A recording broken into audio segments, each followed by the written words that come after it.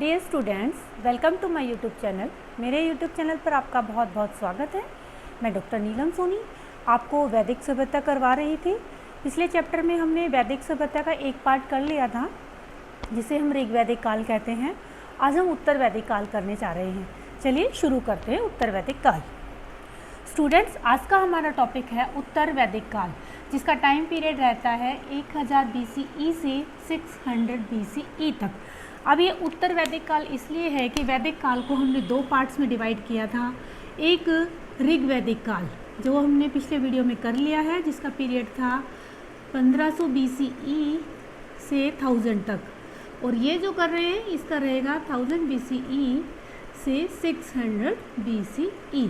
ये जो ऋग्वैदिक काल था इसकी जानकारी, सारी की सारी जानकारी हमें वेदों में जो सबसे पहला वेद है ऋग्वेद, उससे मिली थी, इसलिए इसका नाम ऋग्वैदिक काल पड़ता है। अब जो हम करने जा रहे हैं उत्तर वैदिक काल, इसकी जानकारी हमें एक तो वेद से मिलती है, वो वेद जो ऋग्वेद के बाद थे, यानी कि यजुर्वेद, सामवेद और अथर्ववेद। इसके अलावा ब्राह्मण ग्रंथ, उपनिषद और आरण्यक, इन ग्रंथों के द्वारा हमें इस पीरियड की या उत्तर वैदिक काल की जानकारी मिलती है। नेक्स्ट है क्षेत्रीय विस्तार, उत्तर वैदिक काल का क्षेत्रीय विस्तार। देखो, हमने जब ऋग्वैदिक काल किया था तो उसका क्षेत्रीय विस्तार सप्त सिंधु नदी तक किया था, यानी 5 नदियाँ पंजाब वाली और सरस्वती, सिंधु, झेलम, व्यास, सतलुज, रावी, चिनाव, इन नदियों के आसपास का क्षेत्र हमने ऋग्वैदिक पीरियड में किया था। बट उत्तर वैदिक काल का जो क्षेत्रीय विस्तार है वो बहुत ज़्यादा हो गया था। मीन्स कि ये अगर हम डायग्राम के अकॉर्डिंग समझें तो अगर ऋग्वैदिक का पीरियड यहाँ है, यानी सब सिंधु के आसपास, तो उत्तर वैदिक का पीरियड जो है वो यहाँ तो है ही है, इसके साथ साथ उत्तर दिशा में भी फैल गया, यानी कि गंगा नदी और नीचे थोड़ा यमुना नदी। तो कुल मिला के ये जो एरिया है उत्तर वैदिक काल का, ये पंजाब से था ही था, पंजाब में ऋग्वेद था, और उसके पश्चात ये जो है क्षेत्रीय विस्तार इनका इतना हो गया कि ये गंगा यमुना दोआब के क्षेत्रों तक भी फैल गया। नेक्स्ट है इसकी सामाजिक स्थिति। सामाजिक स्थिति वही सेम ऋग्वैदिक की तरह कुटुंब या परिवार या कुल की प्रणाली थी। परिवार का हेड है जो गृहपति कहलाता था, लेकिन यहाँ पे थोड़ी स्त्रियों की स्थिति कमज़ोर हो गई थी, दयनीय हो गई थी। ऋग्वैदिक काल में स्त्रियों की स्थिति बहुत अच्छी बताई गई है, यहाँ पे स्थिति थोड़ी कमज़ोर हो गई। इवन ऐतरेय ब्राह्मण में ये लिखा गया है कि पुत्री जो है वो दुखों का कारण है। इसके अंदर सामाजिक स्थिति में थोड़ी जटिलता या यज्ञ विधि विधान कर्मकांड ये चीज़ें ज़्यादा आ गई थी। कुछ जरूरी, जैसे कि जाति से वर्ण व्यवस्था। जब हमने ऋग्वेद किया था तो हमने वर्ण व्यवस्था को पढ़ा था, वही 4 टॉपिक, ब्राह्मण, क्षत्रिय, वैश्य और शूद्र। लेकिन ऋग्वैदिक पीरियड में क्या था, जो इंसान कोई भी काम कर लेता था तो वो उसका वर्ण बना दिया जाता था। लेकिन यहाँ पे क्या है, जाति से वर्ण व्यवस्था। अगर कोई इंसान वैश्य के घर में पैदा हुआ है तो उसे वैश्य वाला ही कार्य यानी व्यापार ही करना होता था। अगर ब्राह्मण के घर में पैदा है तो ब्राह्मण वाला काम इसमें करना था। कहने का मतलब है कि वर्ण व्यवस्था यहाँ पे जटिल हो गई थी। और जबल उपनिषद, जैसे कि हमने देखा कि जानकारी जो है वो उपनिषद से भी मिलती है, तो उपनिषदों में एक उपनिषद है जबालोपनिषद। जबालोपनिषद में चार आश्रमों का जिक्र किया गया है। आई थिंक चारों आश्रम आपको पता है, ब्रह्मस्थ, गरस्थ, वानप्रस्थ और संन्यास।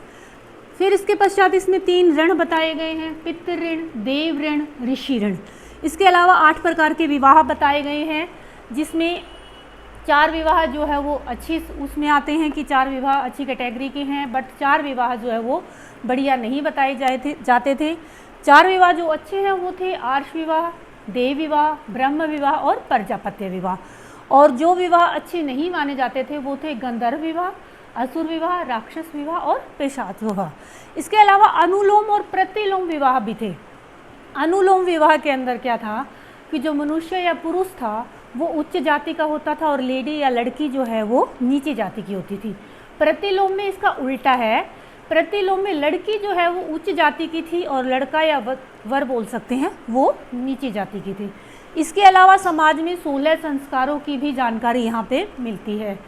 16 संस्कारों में से 3 संस्कार ऐसे हैं जो जन्म से पहले ही हो जाते थे और एक संस्कार ऐसा है लास्ट वाला जिसे हम अंत्योष्टि कहते हैं, वो मृत्यु के पश्चात। इसके अलावा गोत्र प्रथा जो है वो भी उत्तर वैदिक काल से ही शुरू होती है। ये है इसकी सामाजिक स्थिति। अब आता है धार्मिक जीवन। धार्मिक जीवन में हमने देखा था ऋग्वेद काल में इंद्र, वरुण, अग्नि ये वाले देवी देवता थे, लेकिन उत्तर वैदिक काल में ब्रह्मा या प्रजापति मुख्य देवता रहते हैं। नेक्स्ट है आर्थिक जीवन। आर्थिक जीवन में लोहे का उपयोग ज़्यादा होने लगा था, तो ऑब्वियसली ये लोग लोहे के हल का उपयोग करते हैं, तो कृषि की तरफ ज़्यादा ध्यान देते हैं। ऋग्वैदिक काल में पशुपालन पे ज़्यादा ध्यान दिया जाता था, उत्तर वैदिक काल में कृषि पे ज़्यादा ध्यान दिया जाता है, इवन व्यापार व्यवस्था भी थी। नेक्स्ट आता है राज व्यवस्था। राज व्यवस्था में क्या होता है कि राजा की प्रतिष्ठा बढ़ गई थी। राजा के पास एक पर्टिकुलर मंत्री परिषद थी जिसके अंदर 12 सदस्य होते थे। उन 12 सदस्यों को रत्नीन बोला गया है। वो 12 सदस्य जैसे कि युवराज, पुरोहित, महिषी, भागदूत, इस तरीके के 12 मंत्री थे जो कि राजा की हेल्प करते थे। राजा की इतनी प्रसिद्धि हो गई थी, क्योंकि ये देखो हमने देखा है कि जो ये उत्तर वैदिक काल है ये बहुत दूर तक फैला था, इसका चित्र विस्तार बहुत ज़्यादा था। तो इसमें क्या है कि अगर ऊपर की तरफ मीन्स नॉर्थ की तरफ हम देखेंगे तो राजा को विराट बोला गया है, साउथ में राजा को भोज बोला गया है, ईस्ट में राजा को सम्राट और वेस्ट में राजा को स्वराट बोला गया है, मध्य देशों में राजा को राजा बोला गया। तो कहने का मतलब है कि राजा को बहुत बड़ी उपाधि या बहुत बड़ा पदवी इसमें दी गई है और राजा को देवीय रूप दिया गया है कि राजा जो है वो भगवान का भेजा हुआ या देवताओं का भेजा हुआ है। इस प्रकार राजा की प्रसिद्धि इसमें ज़्यादा दिखाई गई है। इस व्यवस्था में, राज व्यवस्था में, ऋग्वैदिक में हमने देखा कि जन थे, यहाँ पे जन जो है वो जनपद हो गए, यानी जनों का आकार भी बड़ा हो गया था, जिसमें से प्रमुख जनपद थे कुरु और पंचाल। अब सभा और समिति भी हमने पढ़ी थी ऋग्वैदिक काल में। सभा और समिति यहाँ भी है, लेकिन यहाँ पे सभा और समिति का भी बहुत ज़्यादा महत्व हुआ। अथर्ववेद में तो ये लिखा हुआ है कि सभा और समिति जो है वो जुड़वा पुत्रियाँ हैं किसकी? प्रजापति, प्रजापति यानी ब्रह्मा की। तो अथर्ववेद में लिखा है कि सभा और समिति ब्रह्मा की 2 पुत्रियाँ हैं। तो स्टूडेंट्स ये उत्तर वैदिक काल हमारा कंप्लीट हुआ। इसी के साथ मैंने आपका ऋग्वेद और उत्तरवेद दोनों को कंपेयर भी कर दिया है, तुलना भी कर दी है दोनों ही काल की, ताकि आपको अच्छे से समझ आए। आज के लिए इतना ही। Have a nice day. Jai Hind, जय भारत।